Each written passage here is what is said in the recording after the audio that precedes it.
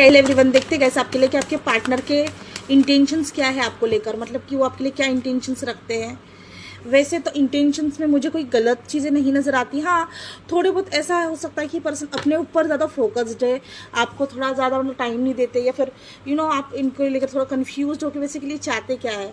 ये जो पर्सन है ये अपने थोड़ा सा सेल्फ फोकस है, करियर ओरिएंटेड हो सकते हैं, बट इनके इंटेंशंस पे इस रिलेशनशिप में वर्क करना, आपको कमिटमेंट देना है, ठीक है। क्योंकि अभी तो इनकी वाली जो है कोई ना कोई स्पिरिचुअल अवेकनिंग चल रही है, या फिर कोई अवेकनिंग प्रोसेस से ये गुजर रहे हैं, ये चीज़ें नज़र आती हैं मुझे।